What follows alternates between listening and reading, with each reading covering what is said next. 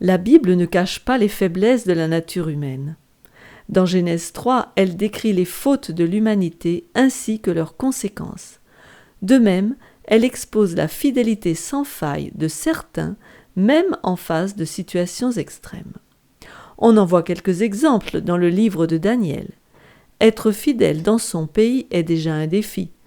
Alors à l'étranger, dans une culture et une religion différentes, c'est un défi encore plus grand. Cependant, ces jeunes gens ont tenu bon car ils savaient en qui ils avaient cru.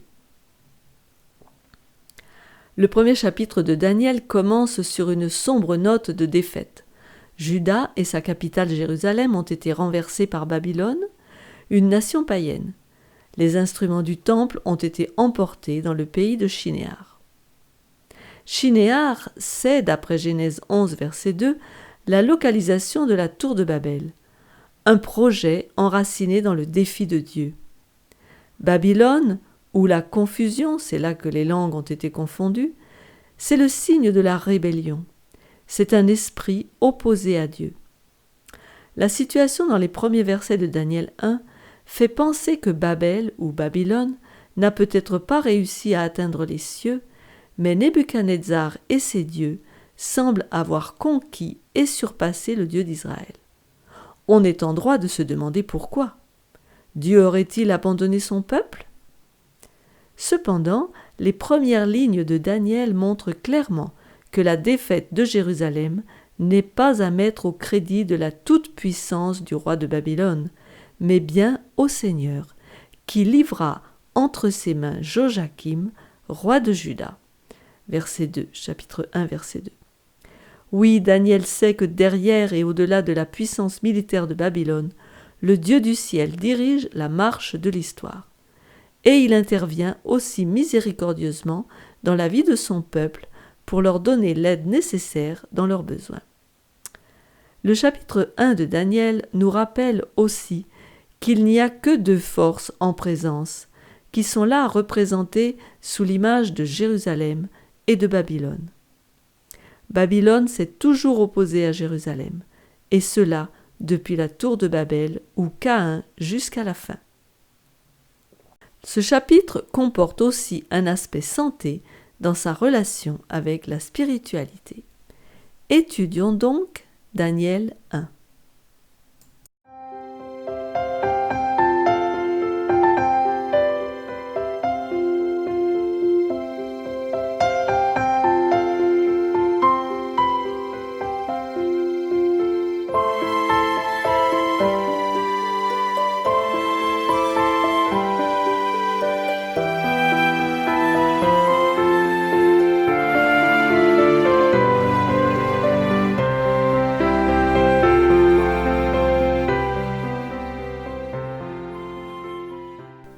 Daniel 1, de Jérusalem à Babylone. Voyons d'abord le contexte historique de ce chapitre. Daniel et ses amis marchent sous le soleil du désert vers Babylone, à 1600 km de Jérusalem. Le chemin de l'exil durera au moins 2 mois. Mais pourquoi Daniel a-t-il été fait prisonnier et Juda renversé par une nation païenne ? Une partie de la réponse se trouve dans les premiers versets de Daniel 1. Lisons les versets 1 et 2. La 3e année du règne de Joachim, roi de Juda, Nebuchadnezzar, roi de Babylone, marcha contre Jérusalem et l'assiégea. Le Seigneur livra entre ses mains Joachim, roi de Juda, et une partie des ustensiles de la maison de Dieu. Nebuchadnezzar emporta les ustensiles au pays de Shinéar, dans la maison de son Dieu. Il les mit dans la maison du trésor de son Dieu. Dieu, le souverain de l'univers, a permis que son peuple élu soit déporté. Il peut sembler terrible que Dieu permette une telle tragédie, mais souvenons-nous qu'il agit toujours par amour. En effet, en Hébreux 12, 10, il est dit « Nos pères nous châtiaient pour peu de jours, comme ils le trouvaient bon, mais Dieu nous châtie pour notre bien, afin que nous participions à sa sainteté. » Jérémie, un contemporain de Daniel, a écrit « Ainsi parle l'Éternel, le Dieu d'Israël. Comme tu distingues ces bonnes figues, ainsi je distinguerai pour leur être favorables, les captifs de Juda que j'ai envoyés de ce pays, dans le pays des Chaldéens. Cette déportation est l'aboutissement d'une série d'événements qui ont débuté un siècle plus tôt. Le commencement de la fin pour la nation de Juda débuta par une prophétie donnée au roi Ézéchias par Ésaïe. Ça se trouve dans le chapitre 39, versets 6 et 7. « Voici les temps viendront où l'on emportera à Babylone tout ce qui est dans ta maison et ce que tes pères ont amassé jusqu'à ce jour. Il n'en restera rien, dit l'Éternel. Et l'on prendra de tes fils qui seront sortis de toi, que tu auras engendrés, pour en faire des eunuques dans le palais du roi de Babylone. » Cette prédiction faite bien longtemps à l'avance s'est réalisée dans la vie de Daniel et ses compagnons, puisqu'ils ont été emmenés en Babylone, où ils sont devenus des eunuques. Le roi Ézéchias était mourant, mais il pria pour sa guérison, et Dieu la lui accorda en l'accompagnant d'un signe remarquable. On peut lire le chapitre 38, du verset 1 à 8, je ne vais lire que le verset 8. « Je ferai reculer de 10 degrés en arrière avec le soleil l'ombre des degrés qui est descendue sur les degrés d'Akaz. Et le soleil recula de 10 degrés sur les degrés où il était descendu. » Oui, Dieu fit reculer le temps. Quand les Babyloniens l'apprirent, ils furent si émerveillés qu'ils envoyèrent une délégation avec des cadeaux. C'était une occasion pour Ézéchias de glorifier le Dieu du ciel. Mais au lieu de le faire, il fit étalage de sa propre gloire. Il montra à ses délégués toutes ses richesses. Venus avec un intérêt pour le céleste, ils repartirent avec un intérêt pour le terrestre, et Babylone finit par conquérir Juda pour mettre la main sur ses richesses. Quelles sont les leçons pour nous ? Il y en a au moins une. Le christianisme offre-t-il des perspectives de prospérité matérielle, des avantages mondains, ou bien une foi qui procure paix et sécurité ? C'est dans ce contexte qu'Ésaïe prophétisa la captivité babylonienne. Cette prophétie fut répétée d'une génération à l'autre jusqu'au jour fatidique. L'avertissement prophétique d'Ésaïe permit aux parents pieux en Juda de préparer leurs enfants à rester fidèles au jour de l'épreuve. Daniel et ses amis semblent avoir connu les saintes lettres depuis leur enfance, et grâce à l'éducation attentive de leurs parents, ils ont été capables d'honorer Dieu et de tenir ferme dans cette épreuve. La captivité babylonienne a d'autres raisons. Depuis longtemps, Dieu avait averti que si son peuple l'oubliait et violait son alliance avec lui, il les enverrait en captivité dans une terre étrangère. Voyez plutôt ce que dit 2 Rois au chapitre 21, versets 10 à 16. Alors l'Éternel parla en ces termes par ses serviteurs les prophètes. Parce que Manassé, roi de Juda, a commis ces abominations, parce qu'il a fait pis que tout ce qu'avaient fait avant lui les Amoréens, et parce qu'il a aussi fait pécher Juda par ses idoles, voici ce que dit l'Éternel, le Dieu d'Israël. Je vais faire venir sur Jérusalem et sur Juda des malheurs qui étourdiront les oreilles de quiconque en entendra parler. J'étendrai sur Jérusalem le cordeau de Samarie et le niveau de la maison d'Akab, et je nettoierai Jérusalem comme un plat qu'on nettoie, et qu'on renverse sans dessus-dessous après l'avoir nettoyé. J'abandonnerai le reste de mon héritage, et je les livrerai entre les mains de leurs ennemis, et ils deviendront le butin et la proie de tous leurs ennemis. Parce qu'ils ont fait ce qui est mal à mes yeux, et qu'ils m'ont irrité depuis le jour où leurs pères sont sortis d'Égypte jusqu'à ce jour. Manassé répandit aussi beaucoup de sang innocent, jusqu'à en remplir Jérusalem d'un bout à l'autre, outre les péchés qu'il commit et qu'il fit commettre à Juda, en faisant ce qui est mal aux yeux de l'Éternel. Et une autre prophétie, en quelque sorte, un avertissement en tout cas, 2 Rois 24, 18 à 20, Sédécias, c'était aussi un des rois de Juda, avait 21 ans lorsqu'il devint roi. Il régna 11 ans à Jérusalem. Sa mère s'appelait Amutal, fille de Jérémie de Libna. Il fit ce qui est mal aux yeux de l'Éternel, entièrement comme avait fait Joachim. Et cela arriva à cause de la colère de l'Éternel contre Jérusalem et contre Juda, qu'il voulait rejeter de devant sa face. et Sédécias se révolta contre le roi de Babylone. Dans ces textes, on nous rapporte comment Joachim et Sédécias, roi de Juda, se sont comportés pour irriter le roi du ciel. Une fois sous pression. Daniel et ses amis étaient probablement des adolescents de 16 à 18 ans. Imaginons leur expérience à l'étranger, dans une culture, un langage, un style de vie opposé au leur. Ils sont des exilés, ils ne reverront pas leur famille, ils ne reviendront pas dans leur pays. Cependant, le champ missionnaire qui s'ouvre devant eux va leur donner l'occasion de témoigner. Voyons comment leur foi a été mise à l'épreuve. Tout d'abord, une tentation de nature alimentaire. Ces jeunes gens vont devoir relever le défi de suivre une formation qui fera d'eux des administrateurs dans le gouvernement. Ces anciens rois recrutaient les meilleurs de leurs captifs et les formaient pour servir dans le palais royal. Ils leur faisaient subir un lavage de cerveau ou endoctrinement qui changerait leur vue sur le monde. Tout d'abord, on change leur nourriture. Le roi leur assigna pour chaque jour une portion des mets de sa table et du vin dont ils buvaient, voulant les élever pendant 3 années, au bout desquelles ils seraient au service du roi. Daniel résolut de ne pas se souiller par les mets du roi et par le vin dont le roi buvait, et il pria le chef des eunuques de ne pas l'obliger à se souiller. Pour un Hébreu, manger des aliments impurs, des viandes sacrifiées aux idoles, du vin et des boissons intoxicantes est une sérieuse atteinte à leur style de vie donné par Dieu. Daniel, qui réfléchit rapidement, proposa un test. « Éprouve tes serviteurs pendant 10 jours, et qu'on nous donne des légumes à manger et de l'eau à boire. » Verset 12. Il savait que le régime joue un rôle important dans les moments d'épreuve mentale ou physique. De nos jours, la recherche scientifique prouve qu'un régime végétal composé de légumineuses, de céréales, de fruits et de légumes est favorable au corps et se montre supérieur à un régime carné. D'ailleurs, ce n'est pas nouveau. Notre Créateur donna à la race humaine un régime végétal dès le départ.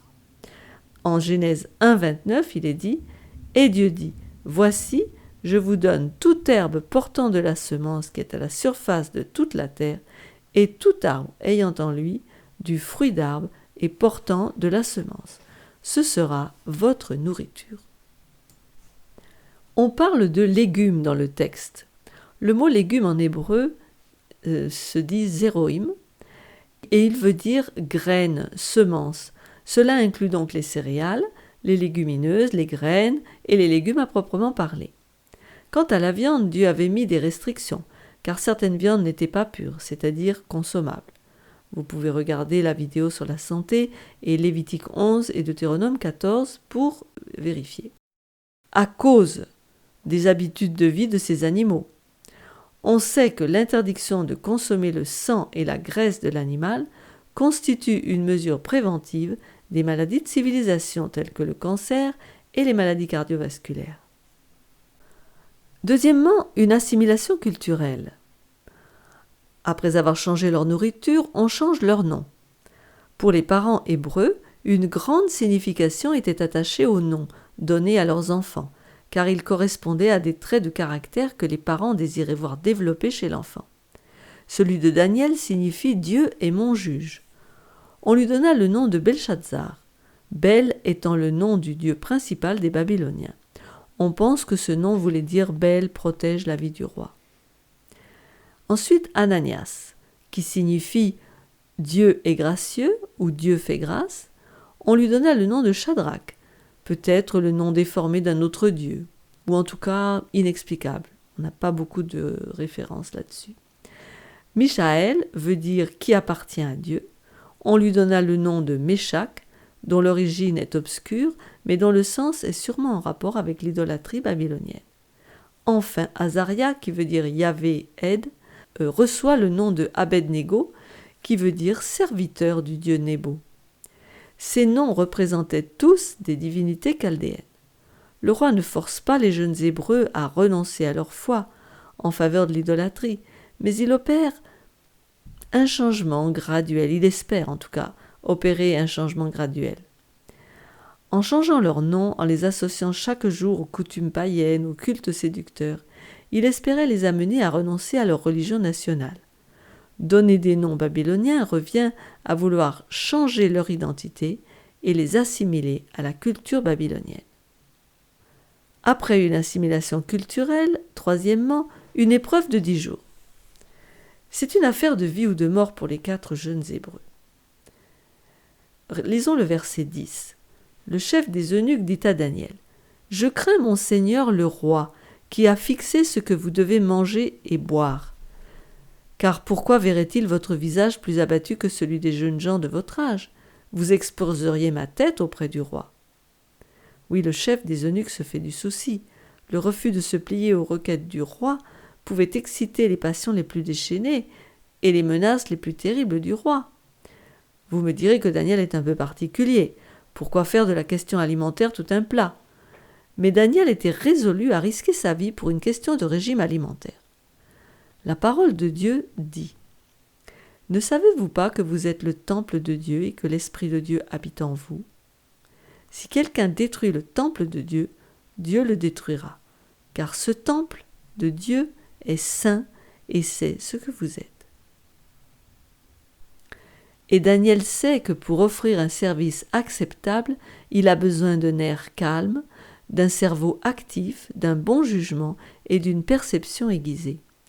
Si Daniel décide qu'il ne veut pas se souiller, c'est parce qu'il sait que les Babyloniens mangent des viandes impures, c'est-à-dire impropres à la consommation, que ces animaux n'ont pas été tués correctement selon les lois lévitiques, que ces animaux étaient offerts, ou en tout cas une partie, en sacrifice aux dieux païens.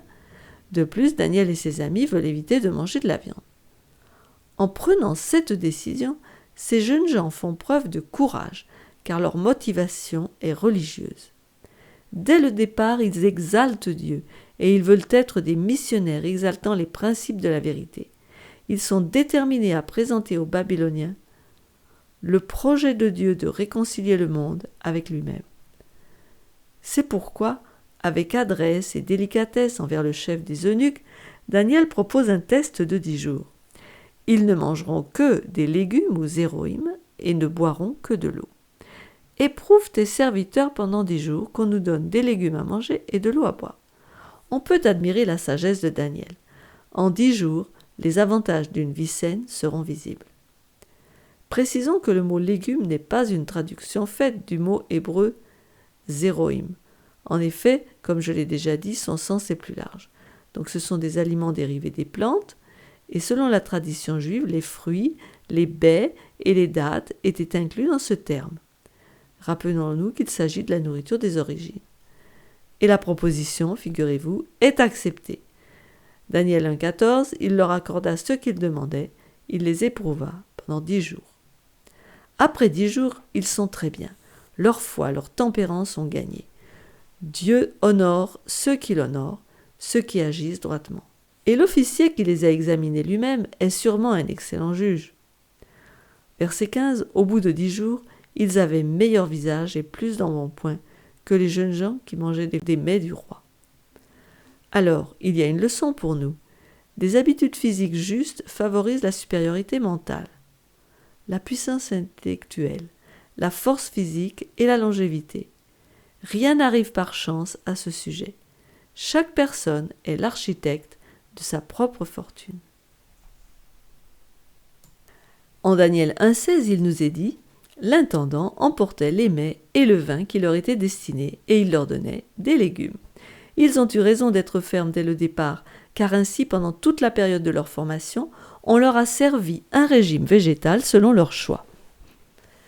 Et Dieu accorda à ces 4 jeunes gens de la science, de l'intelligence dans toutes les lettres, de la sagesse.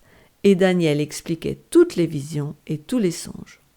On peut penser que non seulement Dieu les a bénis, mais que ces jeunes gens s'appliquèrent dans leurs études, pensant que par la grâce de Dieu, leur destinée dépendait de leur propre volonté et de leurs efforts vigoureux. Alors, l'examen final, 4e partie. Après 3 ans de formation à l'université babylonienne, les 4 Hébreux sont amenés devant le roi pour l'examen final. Ils sont non seulement en meilleure santé que les autres, mais ils les dépassent en connaissance et en sagesse. Au terme fixé par le roi pour qu'on les lui amenât, Le chef des eunuques les présenta à Nebuchadnezzar. Le roi s'entretint avec eux, et parmi tous ces jeunes gens, il ne s'en trouva aucun comme Daniel, Anania, Michaël et Azaria. Ils furent donc admis au service du roi. Sur tous les objets qui réclamaient de la sagesse et de l'intelligence, et sur lesquels le roi les interrogeait, il les trouvait 10 fois supérieurs à tous les magiciens et astrologues qui étaient dans tout son royaume. Et la source de la sagesse est définie dans le psaume 110 au verset 10, où il est dit « La crainte de l'Éternel est le commencement de la sagesse. Tous ceux qui l'observent ont une raison saine. Sa gloire subsiste à jamais. » Oui, leur performance supérieure vient et venait de Dieu. Ne craignons pas la puissance des médias, les gouvernements et les institutions qui peuvent menacer de détruire notre identité d'enfant de Dieu. Oui, plaçons notre confiance en celui qui peut nous soutenir dans les moments difficiles et les situations de crise. Alors, nous allons conclure. En regardant Daniel 1, nous apprenons de très importantes leçons sur Dieu. Premièrement, qu'il est aux commandes de l'histoire. Deuxièmement, qu'il donne la sagesse pour naviguer dans un monde hostile. Et troisièmement, Dieu honore ceux qui lui font confiance et qui suivent leurs convictions et leur style de vie. Le peuple élu passe par une humiliation profonde que Dieu a permise, mais c'est par elle qu'il va se révéler au monde, en tout cas aux Babyloniens. Oui, c'est le principe clé du gouvernement divin. Il faut d'abord descendre pour pouvoir monter. Et ce principe, Jésus l'a vécu en s'humiliant jusqu'à la mort. Enfin, le chapitre conclut. Ainsi fut Daniel jusqu'à la première année du roi Cyrus. Cette mention de Cyrus ouvre le futur. Le royaume perse va se lever et Cyrus est celui que Dieu a choisi pour libérer son peuple de Juda et le ramener à Jérusalem. Dieu est ainsi, dans les plus grandes difficultés, l'exil dans ce cas, Dieu ouvre une fenêtre d'espérance afin que l'on discerne la gloire et la joie au-delà de la souffrance et de la douleur.